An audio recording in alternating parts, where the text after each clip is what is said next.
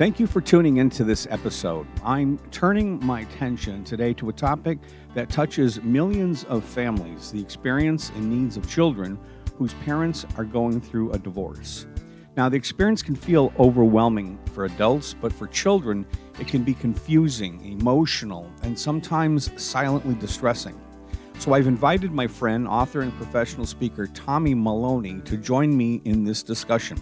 You can learn more about Tommy at tommymaloney.com. Today, we're going to explore what kids really need during this time, not just in terms of logistics or routines, but emotionally, mentally, and relationally. We'll talk about what children often wish they could express, how parents can support them even when they're hurting themselves, and the small but powerful steps that help kids feel secure, heard, and loved through such a major transition. No matter where you are in your own journey, whether it's you're a parent or a grandparent, a teacher, or a professional supporting families, this conversation is meant to empower you with this insight, compassion, and practical tools. So let's dive in with open hearts and a shared commitment to understanding the world through our children's eyes. So one of the topics I wanted to start with today, Tommy, is kids going through divorce. And I came up with 7 things that kids need right away that are going through divorce. Now, you and I have both been through divorces, so we're very close to this topic.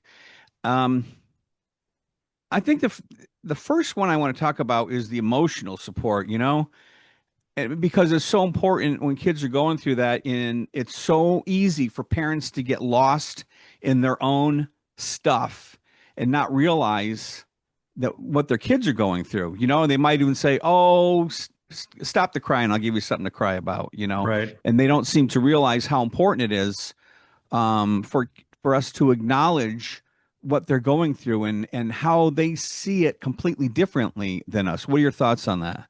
Well, it's definitely going to depend on the age. So, like in high school, I had friends that were, what were we, about 16, 17, even 18 years old. I had friends that parents were going through divorce. And then, in my own life, I was 5. My son happened to be 5 when his mom and I got divorced. I think the emotional support is key, especially with younger children, because they just don't have the vocabulary to really express themselves yet, other than maybe screaming, crying. Maybe that's what helps them. I believe that 100% that as the older you get and your parents go through a divorce, a breakup, you do need that emotional support. I know there's like, I can't remember which comedian bill it was, but they said don't talk to your friends about your life because they're as screwed up as you are. So I, I'm I'm definitely on the side of caution of, go see a professional, go see a therapist. I know in your article you talked about church. A lot of people love the fact that they can find peace, at a religious type place. You're right about the spirituality. That can actually be a glue for the family. And the problem is the parents who are going through the divorce have to accept it, have to be open to it, have to lean on it. And then that'll help them with their kids, stabilizing the kids, the emotional stability of the kids if they, rely on it and lean on it, right? Oh yeah, I remember when my wife and I got together, and she would invite me to her church. And when we became a unit, the our version of Brady Bunch, I, my son was not exposed to church, other than he did have grade school friends that went, and he would go with them. And he was open to attending church with us. So I find if you can build some kind of stability, and it doesn't always have to be on a faith base, but something along those lines of even teaching your kids meditation.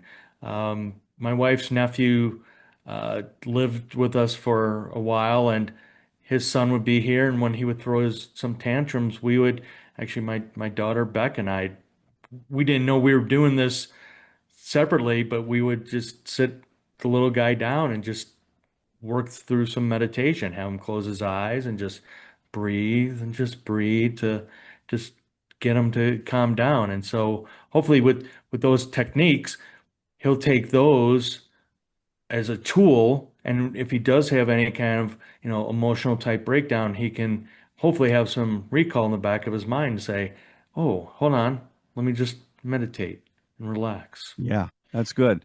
I've heard of divorce care workshops going on.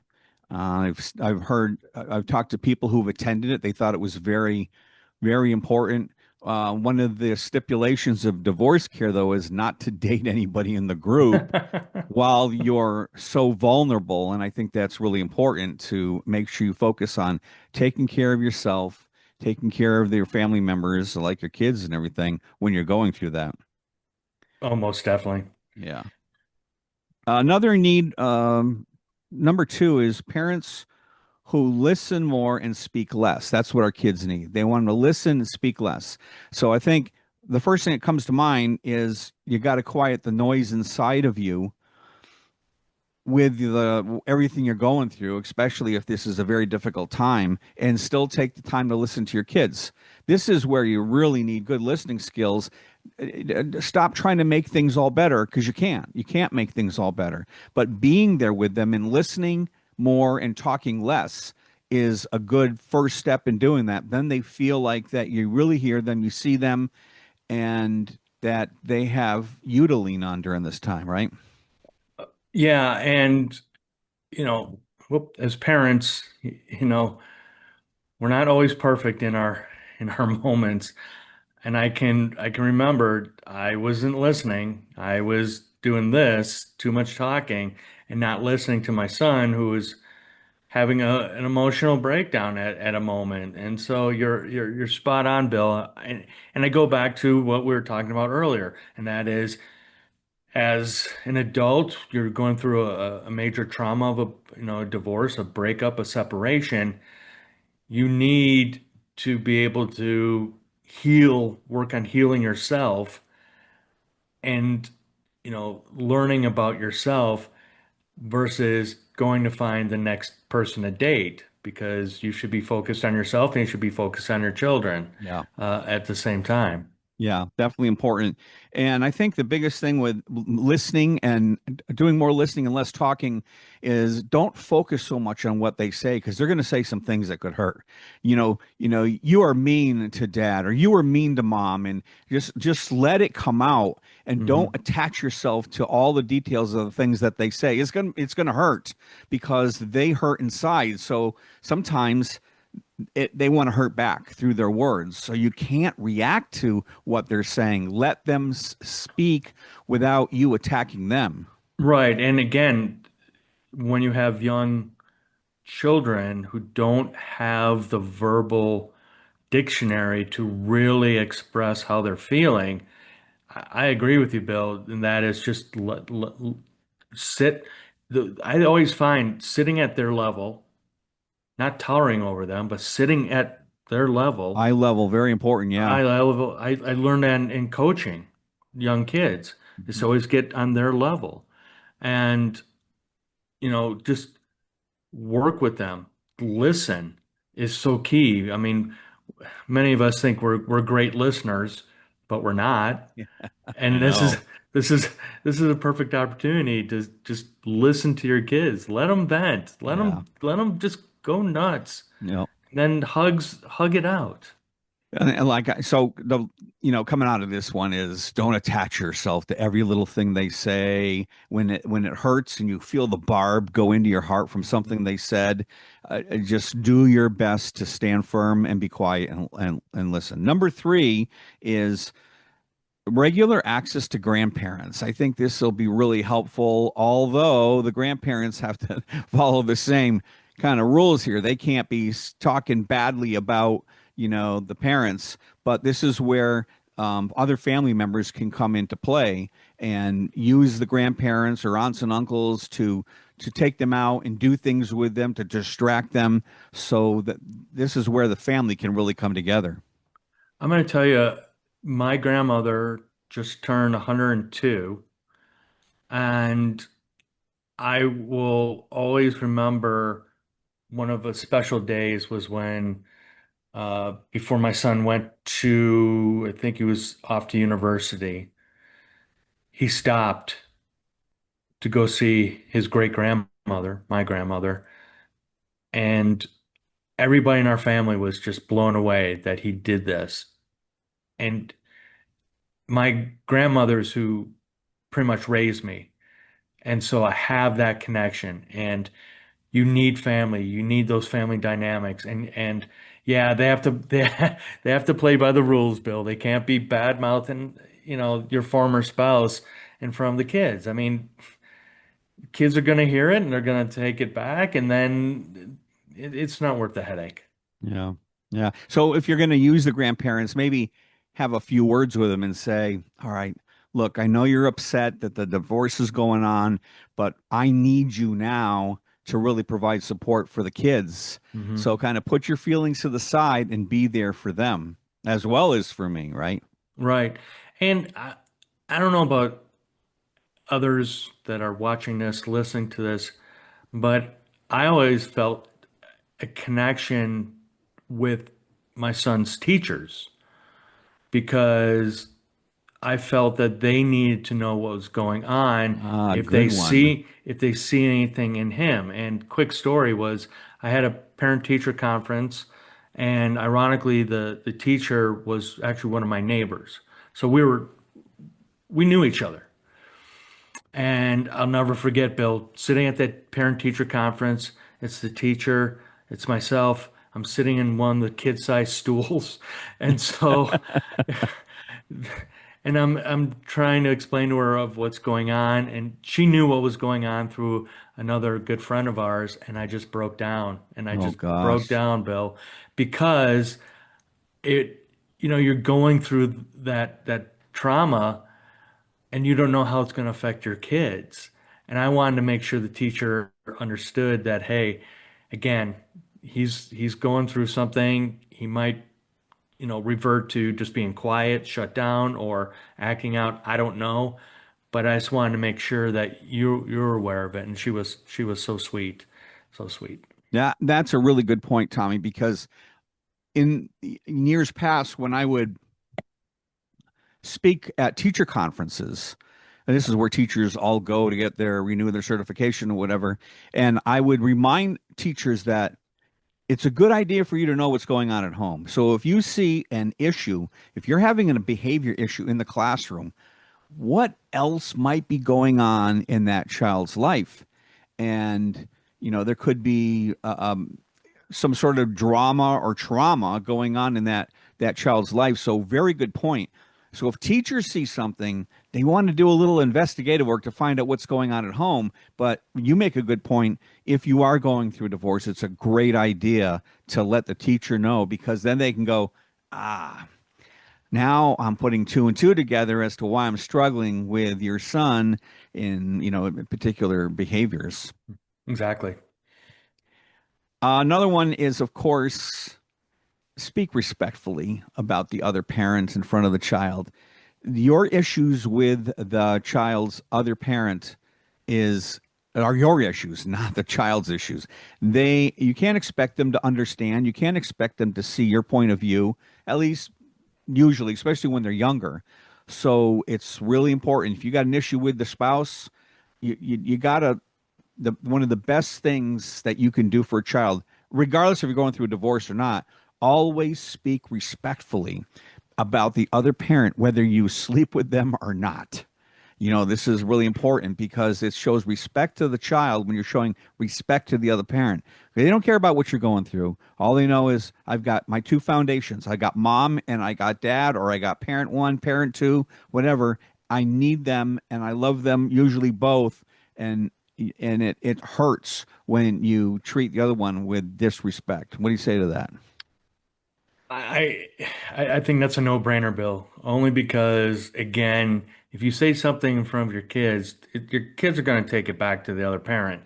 Um, you know, I don't know about you, Bill, but when I got divorced the first time, a lot of anger issues, and it was hard at times to not bleh in front of my son, but it Yeah. you have again, if you have a healthy mindset of put our kids first, you'll start self-editing yourself. Yeah. Hey, everyone. I wanted to take a moment to share something I'm really excited about. I just released a brand new book called The Christmas Gratitude Journal for Kids. Make this Christmas season truly meaningful with the Christmas Gratitude Journal for Kids, a heartwarming 25-day guided journal filled with reflection, creativity, and kindness activities. Designed especially for children ages 7 to 12, this festive journal helps kids count down to Christmas while building gratitude, empathy, and joy. Each two-page spread invites young writers and artists to reflect with 2 short daily writing prompts. Create through coloring, drawing, or simple puzzles. Practice kindness with an easy daily kindness mission. And celebrate family, friends, nature, giving, and the true spirit of Christmas. By the end of the journey, kids will have created a keepsake filled with memories, reflections, and reminders of what truly matters, not just at Christmas, but all year long. And it's now available on Amazon.com. It's a heartwarming 25-day guided journal designed especially for kids ages 7 to 12, and it's packed with creativity and kindness and meaningful reflection. So each day includes a short writing prompt, fun activities like coloring and simple puzzles, and a kindness mission to help kids practice gratitude and compassion during the holiday season. It's perfect for parents, grandparents, teachers, and homeschool families who want to make December more meaningful and mindful and more magical. By Christmas Day, kids will have created a beautiful keepsake filled with memories, reflection, and joy. If you're looking for a thoughtful stocking stuffer or a way to bring more gratitude into your home this season, check out the Christmas Gratitude Journal for Kids on Amazon. I'll also include a link in the show notes below. Give your child a meaningful way to count down to Christmas and let gratitude shine this year. Now back to the show. Let's see. Another one that comes to mind is rules and boundaries. They have to be firm.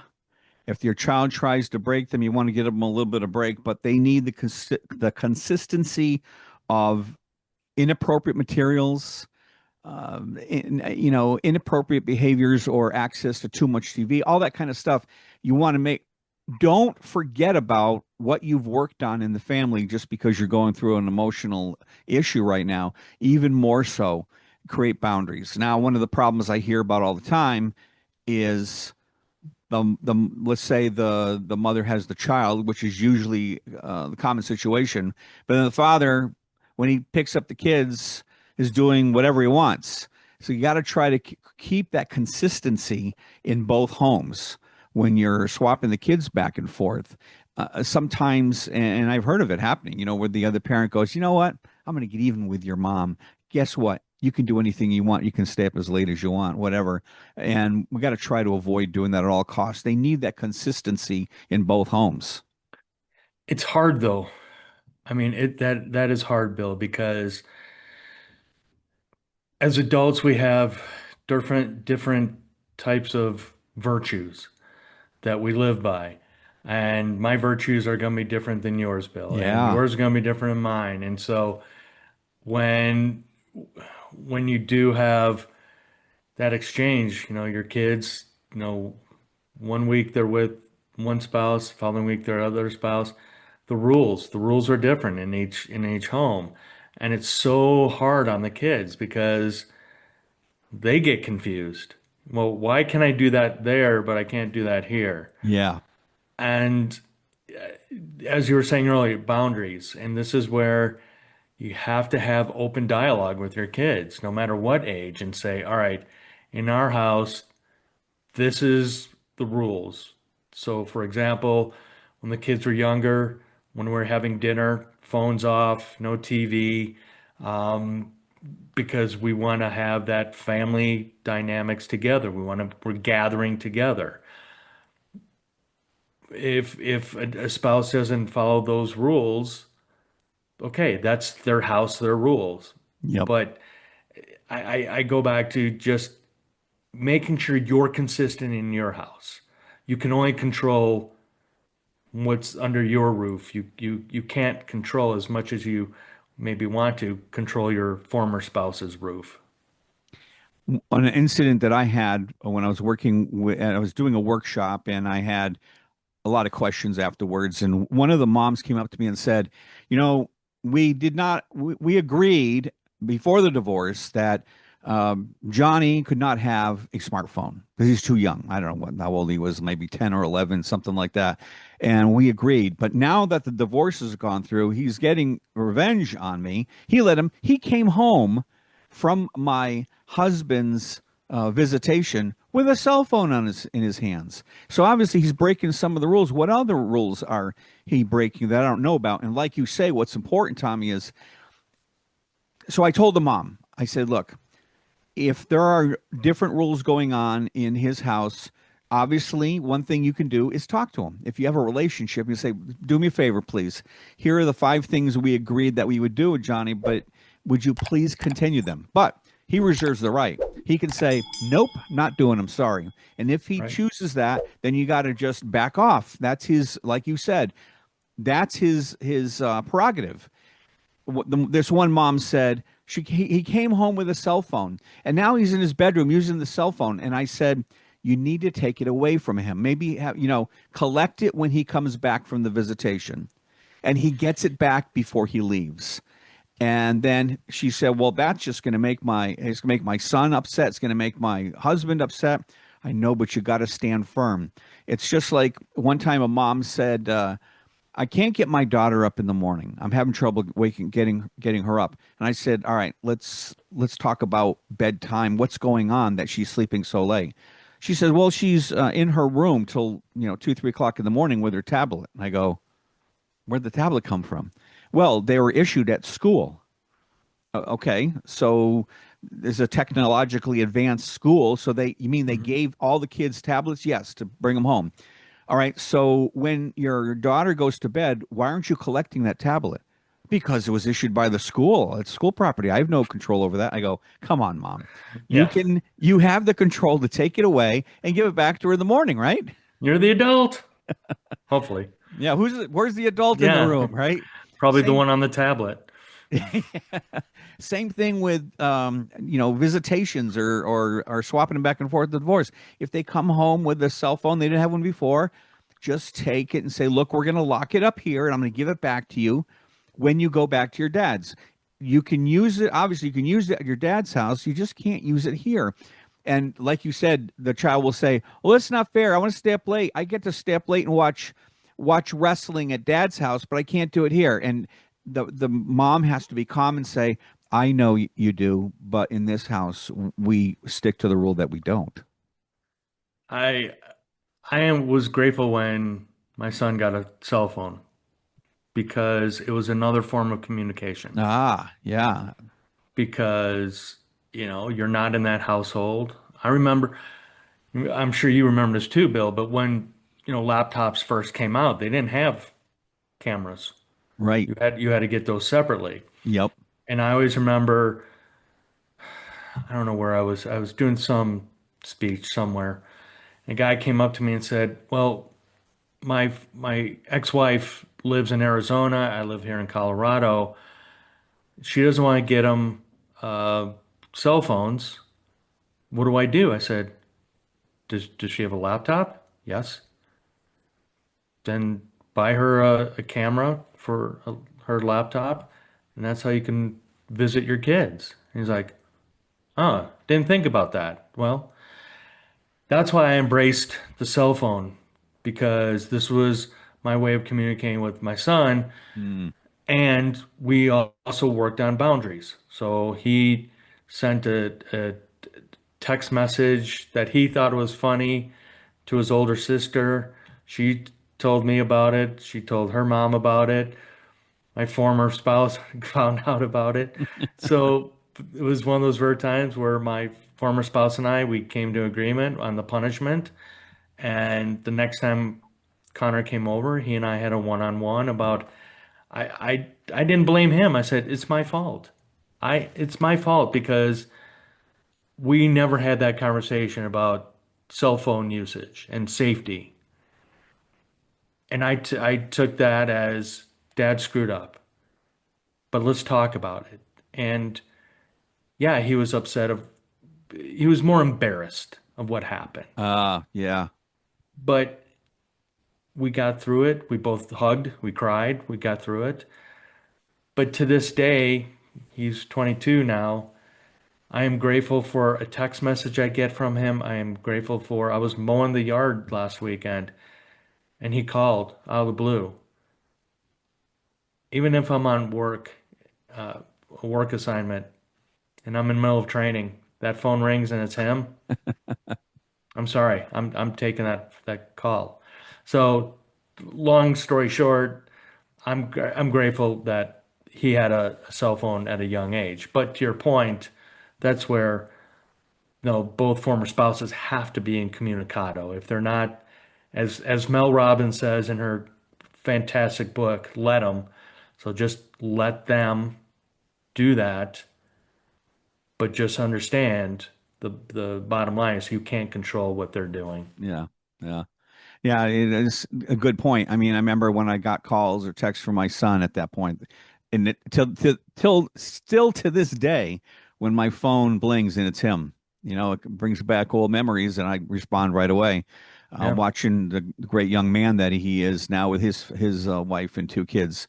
One other thing that comes to mind for me is, and this can be a little controversial, which is when you're going through divorce and you've got a new significant other.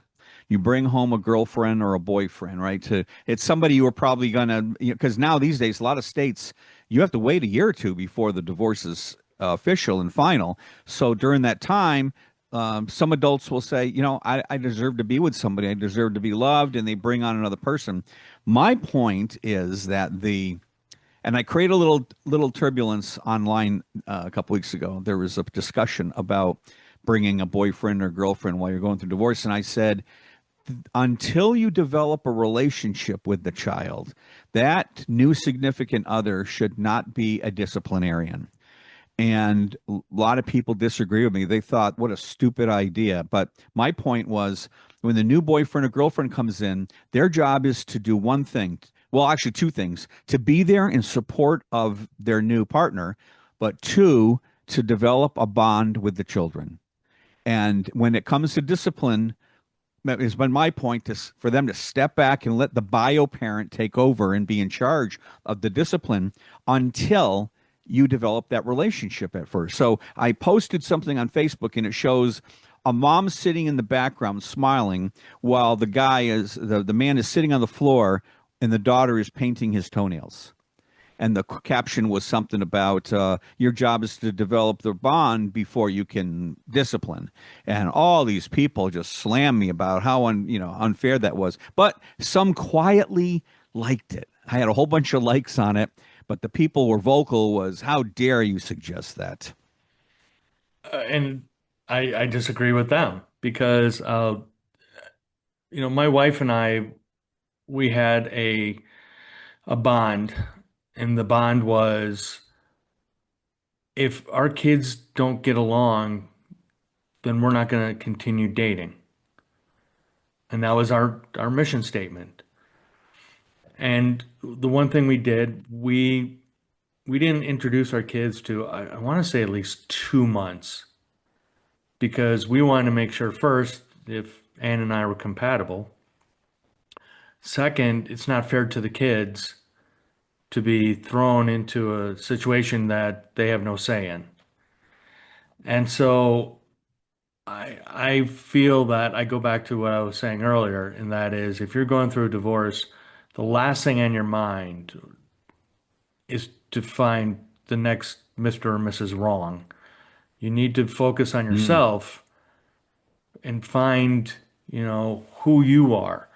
We were talking earlier about, about counseling. I mean, My wife and I did that before we got married. We went to a marriage counselor. We went to therapy together because we did not want to repeat a marriage we got out of.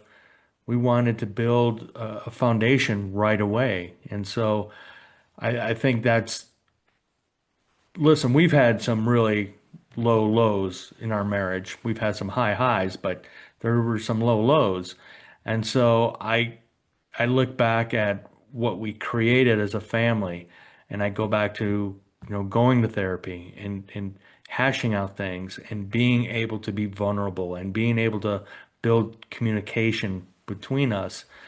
And so, like I said, it'd been probably 2 months before we introduced the kids because we always had that mentality. We'll put the kids first. And Yeah. again, if the kids didn't get along, that's not fair to them. Yep. One other thing, when we decided to get married and build a family, if the kids were with us on that weekend and we're looking at houses, we brought the kids with because we wanted them to have a visualization of, hey, this is going to be your room, this is going to be your room, this is the kitchen, this is where we're going to spend time with. So if you can incorporate the kids as best you can, that's wonderful. But to your point, Bill, you should not be introducing them to a new friend Yeah. that soon. Yeah. It's yeah. I'm glad we're on the same page with that because that can really create some issues. Well, we're about out of time, and I think we've left our listeners and viewers with a lot of good information on this topic, and appreciate you joining me. I appreciate you, Bill, as always. Take care, Tommy. Take care, Bill. You've been listening to the Creating Cooperative Kids podcast. Thanks for joining Tommy Maloney and myself today as we unpack the 7 essential things children of divorce truly need. You can learn more about my friend Tommy at tommymaloney.com. So as we discuss the importance of parents who listen more and speak less, giving kids the space to express themselves without pressure, so we highlighted the value of regular access to grandparents, those steady anchors who provide comfort, continuity, and family connection. We also emphasized how powerful it can be when parents take a parenting class, when they're gaining tools to navigate the challenges of co-parenting. We discussed the need for firm boundaries and limitations, especially during times when kids crave stability the most. Tommy and I also explored how crucial it is to speak respectfully about the other parent, protecting a child's emotional well-being. We touched on consistent rules about access to inappropriate material, making sure kids aren't exposed to things they're not ready for. And finally, we talked about the importance of parents having their own emotional support, because children need caregivers who are grounded, regulated, and capable of showing up with compassion. These 7 needs don't require perfection, just intention, understanding, and love. Thanks again for listening and for being a parent or professional who's committed to supporting children through one of life's toughest transitions, the divorce.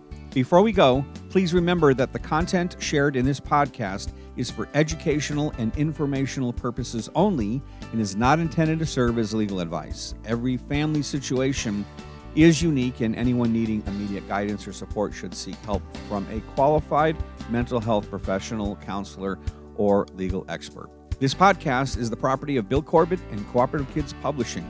Copyright 2025, all rights reserved.